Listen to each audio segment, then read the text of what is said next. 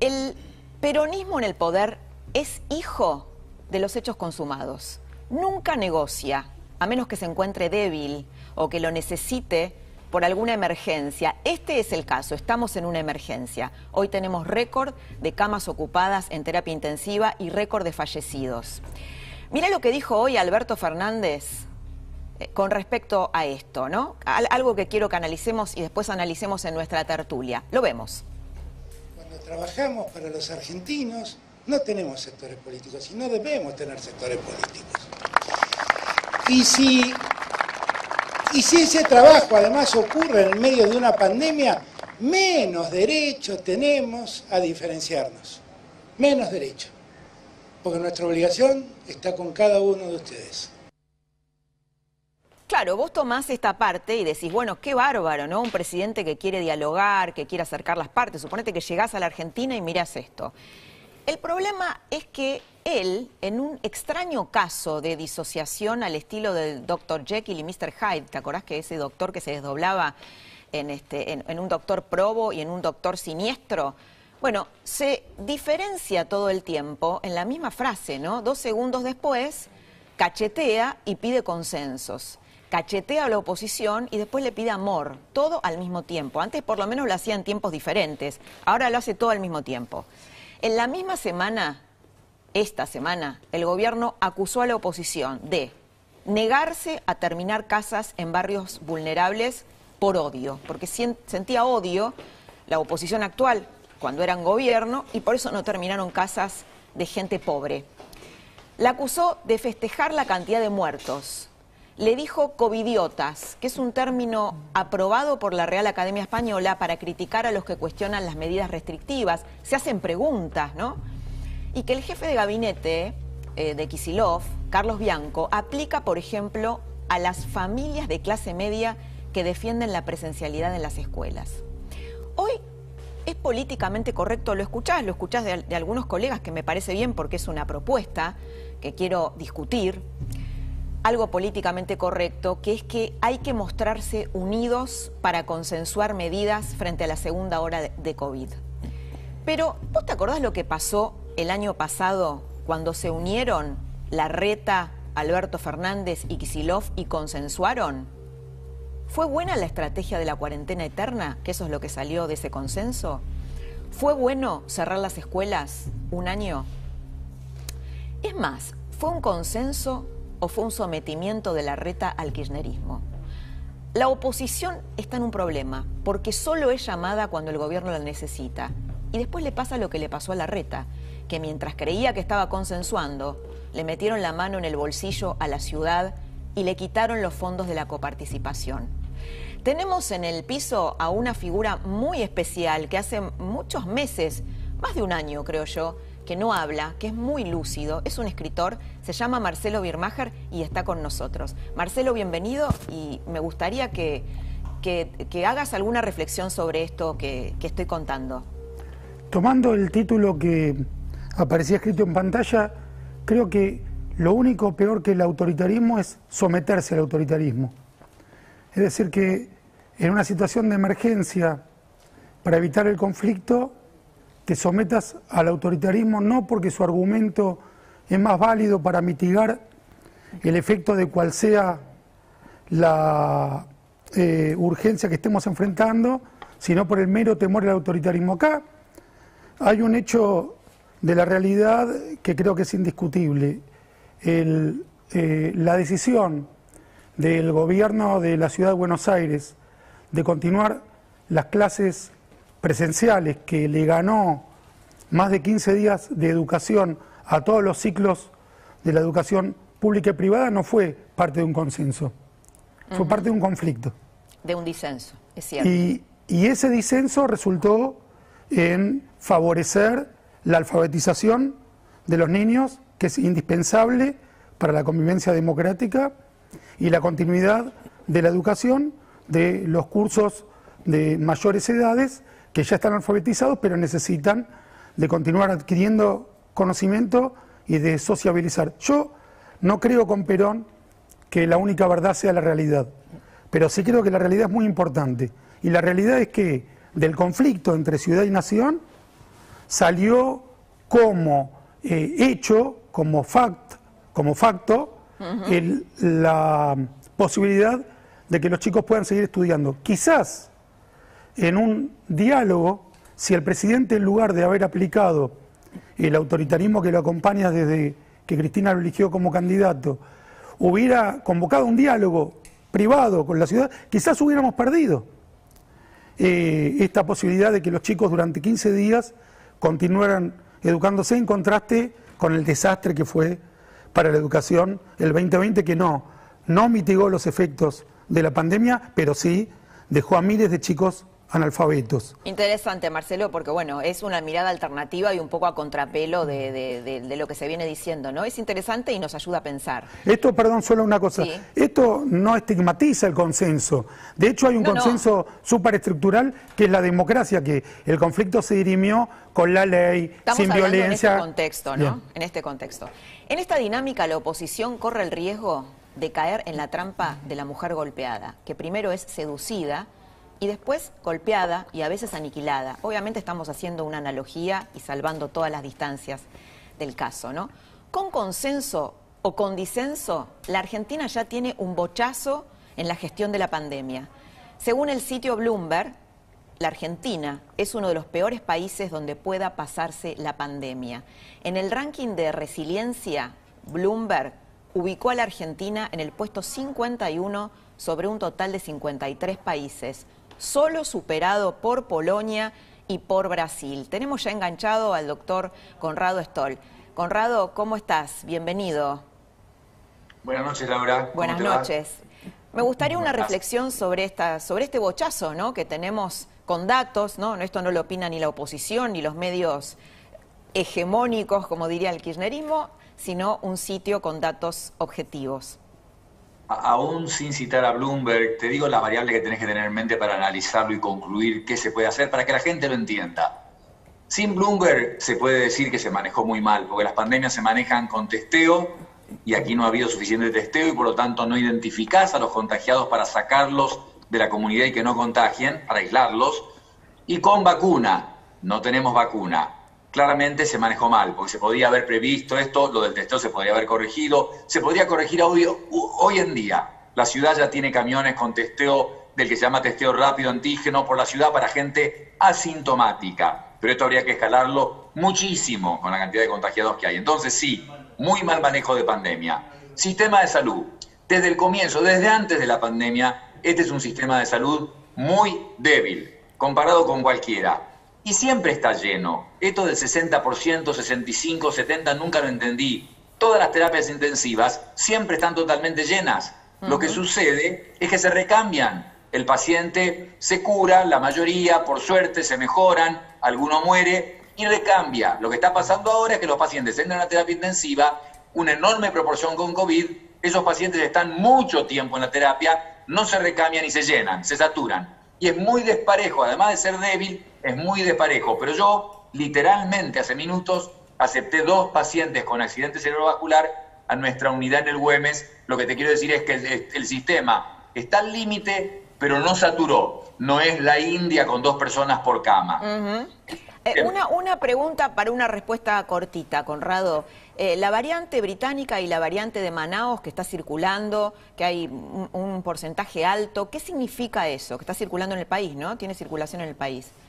Definitivamente están todas las variantes, la mayoría en el país se detectan, pero cuánto se dispersan no es lo importante. Cuidado, Laura, esa información de que el 70% es Manaos, el miedo que tenía Estados Unidos de que la 117 del Reino Unido los invadiera, y efectivamente los invadió y es la predominante. Pero acá, ese 70%, 60% que se reportó hoy, es sobre una de muestras ínfima. Es sobre 70, 80 muestras. Hay 23.000, hoy hubo 26.000 infectados. En el mundo se hace el 10% de eso. Hay que estudiar la genética para saber realmente cuán dispersa está la variante. Entonces, en la pequeñísima muestra que tomaron, había una gran dispersión de esas variantes que sí son más dañinas. Es importante, viste, cuando tenés las estadísticas, poder leerlas correctamente, ¿no? Es tan importante las estadísticas como su lectura. Como cuenta Jaime Rosenberg hoy en La Nación, la ciudad y la provincia, bueno, están intercambiando mensajes para intentar llegar a los mayores acuerdos. antes de que pierda vigencia el DNU que firmó Alberto Fernández. Hace 15 días, lo contábamos recién con Feynman. El presidente va a hablaría mañana para informar sobre las nuevas restricciones. ¿Qué se sabe hasta ahora, hasta este momento, sobre ellas? Te digo las más importantes y las que podrían influir sobre tu vida cotidiana. Habría una mayor restricción horaria para la actividad comercial. Podrían cerrar locales no esenciales, los locales comerciales, a las 18 o 19 horas en lugar de las 20, como sucede ahora. De los 73 carriles de ingreso y de egreso que tiene la ciudad, bloquearían, controlarían 23. Este control comienza esta noche, ahora, esta misma noche. La ciudad propone suspender la construcción por 15 días, también las actividades profesionales independientes. Esto implicaría quitar de circulación a unas 350.000 personas. Se trata de que muchas menos personas circulen por las calles, ¿no? Y sobre todo en transporte público. Se van a dar de baja los permisos para esenciales y tendrías que tramitarlos de nuevo con más restricciones, es decir, te la van a hacer más complicada. Hoy en día mucha gente puede tramitar permisos sin ser esencial, esto no sería así. El conflicto sigue siendo la educación entre nación y ciudad. Mientras la nación busca suspender la presencialidad, la ciudad quiere ir a una bimodalidad en la secundaria y estaría garantizada la educación presencial en la primaria. Esto es muy importante y esto es una novedad, una noticia, una primicia de estas últimas horas. Pero claro, la incoherencia acá es que el gobierno restringe por un lado, pero suma por otro, porque está estudiando sumar a los piqueteros como personal esencial y estudia además otorgarle 70.000 vacunas. Mira cómo lo argumentó el Chino Navarro, que es el líder del movimiento Evita. Lo escuchamos. Son mujeres y hombres, generalmente mujeres, que están en la primera línea, por eso se considera que tienen que ser denominados personales esenciales. No estaría mal volver a hacer un homenaje a todas esas mujeres, como tantas otras mujeres en otros lugares sociales, en distintos lugares de la Argentina, y hombres que soportan esta pandemia, que son la columna vertebral que mantiene de pie a Argentina. Bueno, en realidad los datos muestran que la cosa es al revés, ¿no? La columna vertebral de la Argentina, si hablamos en términos de contribución a la economía, es la clase media, que aporta con sus impuestos a los subsidios que reciben los movimientos sociales. La tasa de trabajo informal, donde se inscriben los movimientos sociales, es casi del 35% en la Argentina. Es decir, la gente que trabaja en negro es casi el 35% de la Argentina. Hoy habló Sergio Berni y dijo esto, lo escuchamos. La única información que tengo es que se han convocado a los jefes de gabinete de cada uno de los distritos, tanto de la ciudad como de la provincia, para avanzar en el consenso de algún par de medidas que entiendo que deberían ser más restrictivas. En realidad no es que entiendo, estoy totalmente convencido de que debemos seguir un tratamiento científico a una situación tan complicada como esta. Ese tratamiento científico desde la época de Hipócrates hasta aquí ha sido el mismo, que es la cuarentena. Cuarentena significa restricción absoluta. Conrado, ¿qué pensás de esta propuesta de Berni? Sé que te cruzaste con él en la mesa de Mirta Legrand, pero me gustaría, bueno, tu contrapunto con él.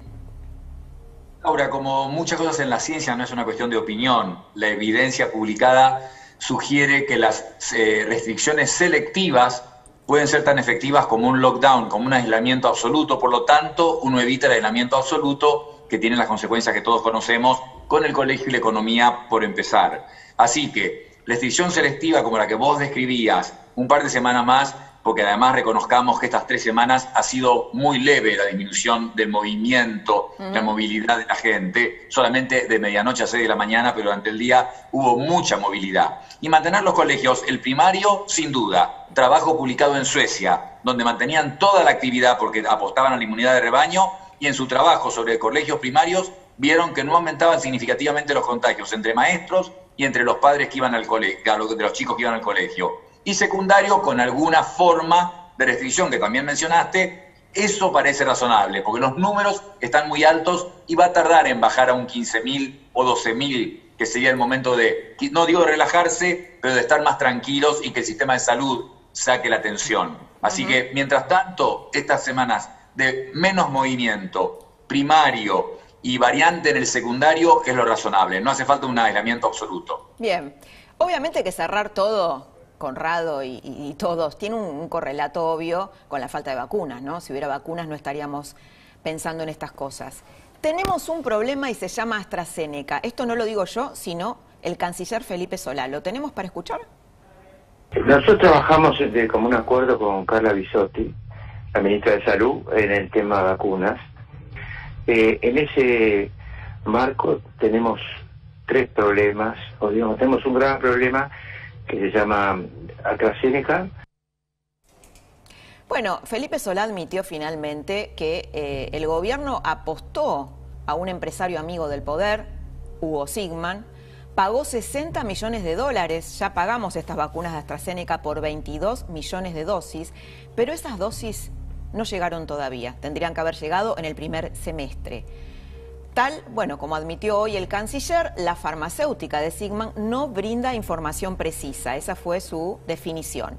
Tampoco tenemos información precisa sobre si el acuerdo con Pfizer, que ahora intenta reflotarse, no se hizo en su momento para dejarle el mercado liberado a este empresario amigo del poder. Es una pregunta, no estoy afirmando nada, pregunto. Tampoco tenemos en claro por qué el gobierno argentino solo contrató 2,5 millones de dosis del fondo COVAX. De los 25 millones que, según cuenta nuestro colega, contó ayer en una columna, nuestro colega Joaquín Morales Solá, ese fondo, COVAX, de la Organización Mundial de la Salud, le habría ofrecido a la Argentina 25 millones de dosis y solo tomamos un 10% de esa oferta. Acá sí. Y para cerrar el editorial lo quiero convocar al doctor Stoll, porque hoy hubo una noticia que fue noticia del día y fue poco comentada. Una de las noticias del día para mí, desde mi punto de vista. La decisión de Brasil de frenar la importación de la vacuna Sputnik V, perdón. Estos cuestionamientos suman apoyos en el mundo científico. La preocupación de los virólogos radica en el control de calidad de esas dosis. Es decir, a ver, te lo voy a traducir.